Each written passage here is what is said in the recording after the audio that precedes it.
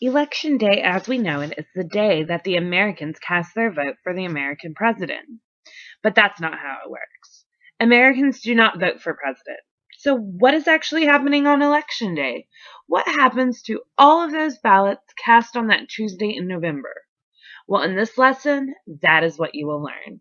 By the end of this video, you will be able to explain the basics of the United States Electoral College. So let's get started. The Electoral College isn't a place you go for a degree. This college is simply known as the collection of 538 votes for president. Why 538? Well, it is a combination of the 100 United States Senators and the 438 United States House of Representatives. The 538 votes aren't given to people. They are instead divided among the states. But how does each state get their amount of votes? Every state, no matter their population, gets 3 votes to start with. The rest is divided among the states based on population. The more populated a state, the more votes they get.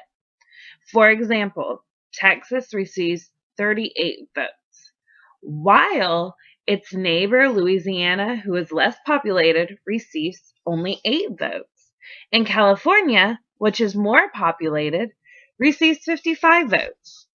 When Americans go to the polls in early November to vote, they are not voting for president directly.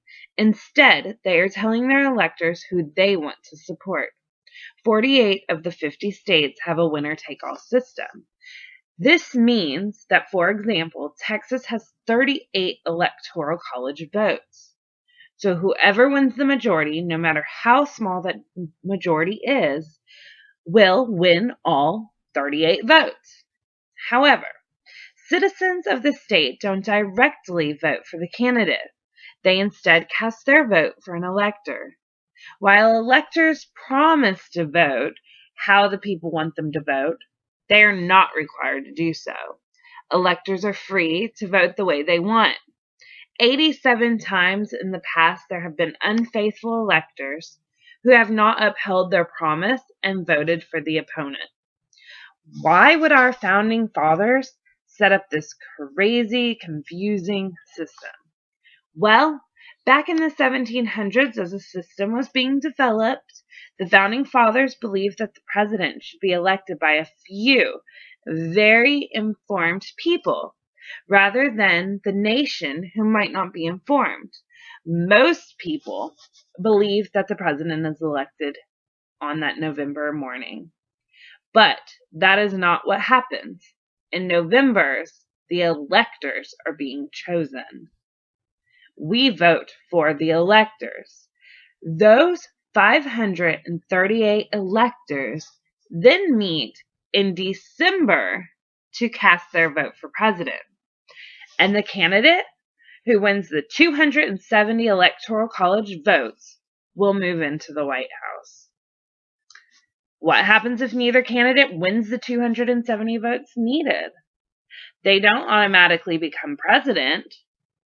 So if none of them win a clear majority, meaning 270 Electoral College votes, the United States House of Representatives will decide between the 3 candidates who receive the most votes. Each state will have 1 vote. The Senate will then decide the vice president. However, this hasn't occurred since the election of 1824, when Andrew Jackson, John Adams, William Crawford, and Henry Clay ran for president. John Adams was selected by the House of Representatives, even though Andrew Jackson had won more Electoral College votes than Adams. But you will learn that in a few lessons. You might think that this process seems out of date, but nonetheless, it is how we still, in 2013, elect the President of the United States.